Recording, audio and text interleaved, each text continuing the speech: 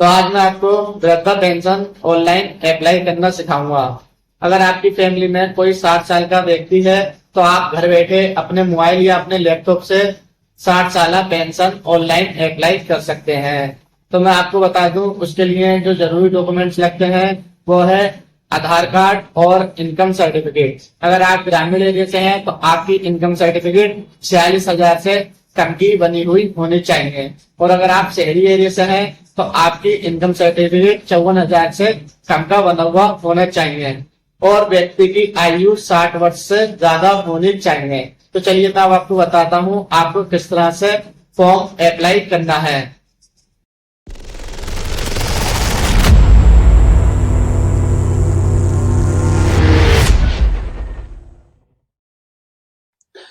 उसके लिए आपको अपने मोबाइल या अपने लैपटॉप के किसी भी ब्राउजर में आना है, और ब्राउजर में आके आपको यहाँ पर सर्च करना है SSPYUP। जैसे ही आप इसको सर्च करोगे आपको यहाँ पर सबसे ऊपर पहली वेबसाइट दिखेगी SSPYUP गवर्नमेंट की, तो आपको इस पर क्लिक कर लेना है। जैसे ही आप इस पर क्लिक करते हो आप यहाँ पर पेंशन की ऑफिशियल वेबसाइट पर आ जाते हो। आपको यहाँ पर लिखा हुआ दिख जाएगा यूपी वृद्धा पेंशन ऑनलाइन आवेदक। तो मैं आपको यहाँ पर 60 साल पेंशन यानी वृद्धावस्था पेंशन ऑनलाइन करना सिखा रहा हूँ। तो मैं आपको यहाँ पर वृद्धा पेंशन पर क्लिक करना है। अगर आपको निराश्रित मतलब विधवा पेंशन महिला करनी है तो आपको निराश्रित महिला पेंशन पर क्लिक करना है, और आपको यहाँ पर दिव्यांग यानी विकलांग पेंशन करनी है तो आपको दिव्यांग वाली पेंशन पर क्लिक करना है। तो मैं आज आपको यहाँ पर 60 साल पेंशन अप्लाई करना सिखाऊंगा, तो आपको यहाँ पर वृद्धावस्था पेंशन पर क्लिक करना है। जैसे ही आप इस पर क्लिक करते हो आपको यहाँ पर नीचे आना है, और यहाँ पर आपको दिखेगा ऑनलाइन आवेदन करें, तो आपको इस पर क्लिक करना है। इस पर क्लिक करने के बाद आपको यहाँ पर अपना डिस्ट्रिक्ट सिलेक्ट कर लेना है, और डिस्ट्रिक्ट सिलेक्ट करने के बाद अगर आप ग्रामीण एरिया से हैं तो आपको ग्रामीण सिलेक्ट करना है, और अगर आप नगरीय एरिया से हैं तो आपको नगरीय सिलेक्ट कर लेना है। तो चलिए मैं यहाँ पर सिलेक्ट कर लेता हूँ। उसके बाद आपको यहाँ पर अपनी तहसील सिलेक्ट कर लेनी है। तहसील सिलेक्ट करने के बाद आपको यहाँ पर अपना ब्लॉक सिलेक्ट कर लेना है, और ब्लॉक सिलेक्ट करने के बाद आपको यहाँ पर अपनी ग्राम पंचायत सिलेक्ट कर लेनी है। जैसे ही आप अपनी ग्राम पंचायत सिलेक्ट करोगे उसके बाद आपको यहाँ पर अपना ग्राम सिलेक्ट कर लेना है। ग्राम सिलेक्ट करने के बाद आपको यहाँ पर अपना नाम फिल कर देना है, जो भी आपका नाम आधार कार्ड पर लिखा हुआ है। उसके बाद आपको यहाँ पर अपना जेंडर सिलेक्ट कर लेना है। तो चलिए मैं यहाँ पर जेंडर सिलेक्ट कर लेता हूँ। उसके बाद आपको यहाँ पर अपनी डेट ऑफ बर्थ सिलेक्ट कर लेनी है। तो आपको अपनी डेट ऑफ बर्थ इस कैलेंडर के हिसाब से सिलेक्ट करनी है। उसके लिए आपको कैलेंडर पर क्लिक करना है, और आपको यहाँ पर अपनी डेट ऑफ बर्थ सिलेक्ट कर लेनी है। तो चलिए मैं यहाँ पर अपनी डेट ऑफ बर्थ सिलेक्ट कर लेता हूँ। उसके बाद आपको यहाँ पर अपने पति या पिता का नाम फिल कर देना है, जो भी आपके आधार कार्ड पर लिखा हुआ है। उसके बाद आपको यहाँ पर कैटेगरी में आना है, और कैटेगरी में जाकर आपको अपनी कैटेगरी सिलेक्ट कर लेनी है। अगर आप जनरल कैटेगरी से आते हैं तो आपको जनरल कैटेगरी सिलेक्ट करनी है, और अगर आप माइनॉरिटी कैटेगरी से आते हैं तो आपको माइनॉरिटी कैटेगरी सिलेक्ट करनी है। माइनॉरिटी कैटेगरी में मुस्लिम लोग आते हैं तो आप अगर मुस्लिम हो तो आपको माइनॉरिटी सिलेक्ट कर लेनी है। अगर आप ओबीसी SC ST कैटेगरी से आते हो तो आपको यहाँ पर अपनी कैटेगरी सिलेक्ट कर लेनी है। उसके बाद आपको यहाँ पर अपना मोबाइल नंबर फिल कर देना है। जैसे ही आप अपना यहाँ पर मोबाइल नंबर फिल करोगे उसके बाद आपको यहाँ पर अपना मोबाइल नंबर फिर से फिल करना है कंफर्म करने के लिए। यहाँ पर आपको अपना पूरा पता फिल कर देना है, जो भी आपके आधार कार्ड पर लिखा हुआ है। उसके बाद आपको नीचे स्क्रॉल करना है, और यहाँ पर आपको बैंक के नाम पर जाना है, और आपको यहाँ पर अपनी बैंक सिलेक्ट कर लेनी है। बैंक सिलेक्ट करने के बाद आपको यहाँ पे बैंक की शाखा पर जाना है, और अपनी बैंक की शाखा आपको सिलेक्ट कर लेनी है। जैसे ही आप अपनी बैंक की शाखा सिलेक्ट करते हो यहाँ पर ऑटोमेटिक IFSC कोड आ जाता है।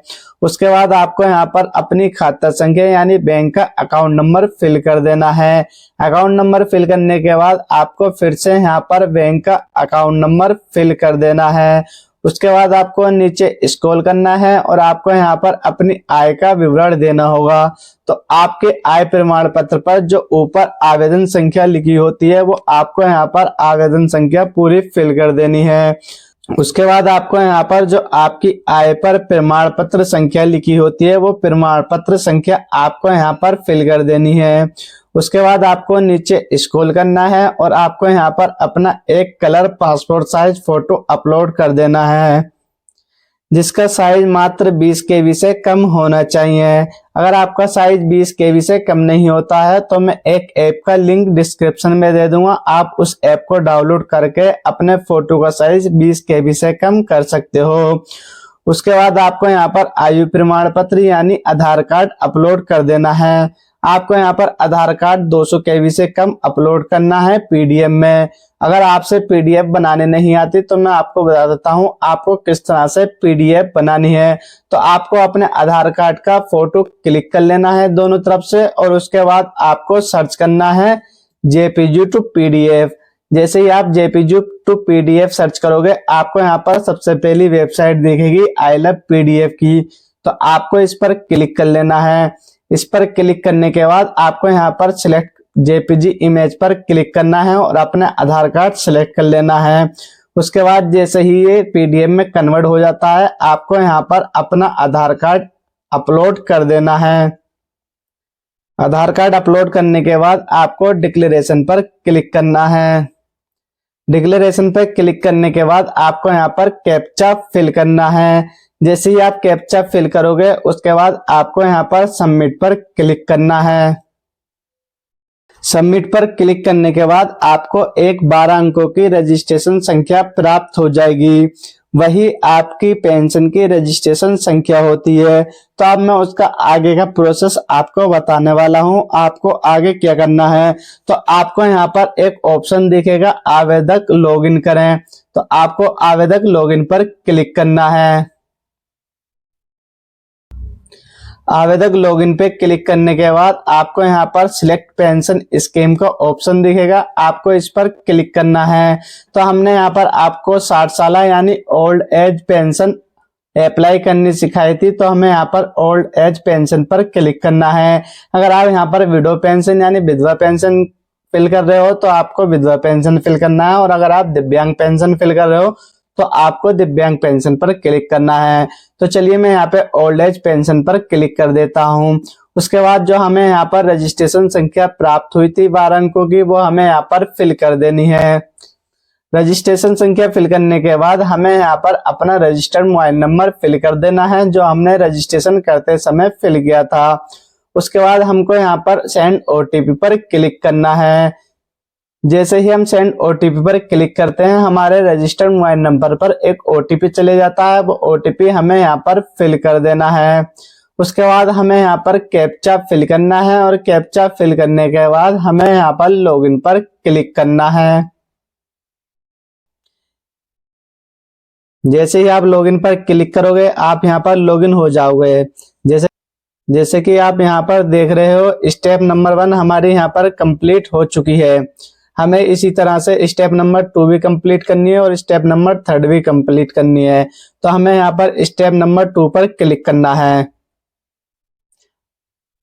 स्टेप नंबर 2 पर क्लिक करने के बाद यहाँ पर हमारी डिटेल शो हो जाएगी। हमें यहाँ पर अपनी डिटेल अच्छे से चेक कर लेनी है। उसके बाद हमें नीचे स्क्रॉल करना है।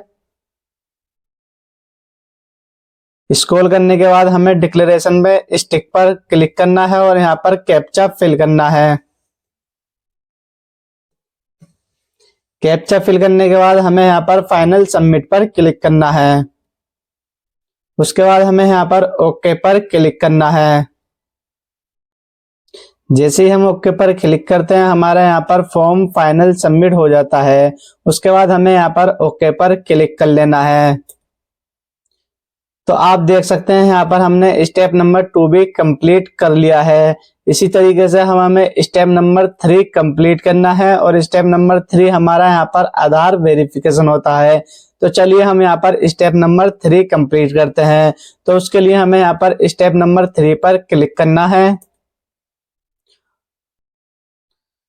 यहाँ पर आपको अपना आधार नंबर 12 अंकों का पूरा फिल कर देना है। उसके बाद आपको यहाँ पर अपनी डेट ऑफ बर्थ यानी जन्म तिथि फिल कर देनी है।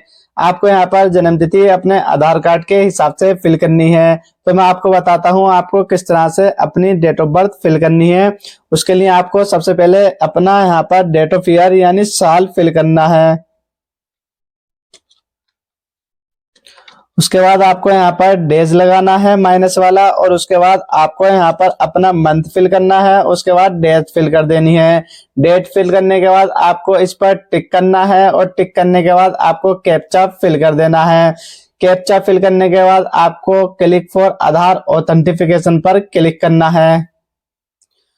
उसके बाद आपको नीचे स्क्रॉल करना है और आपको यहाँ पर एक ऑप्शन दिखेगा प्रोसीड फॉर फाइनल प्रिंट का, तो आपको इस पर क्लिक कर देना है। जैसे ही आप इस पर क्लिक करते हो आप यहाँ पर देखोगे आपकी तीनों स्टेप यहाँ पर कंप्लीट हो गई हैं। तो अब मैं आपको बताता हूँ आपको किस तरह से प्रिंट निकालना है।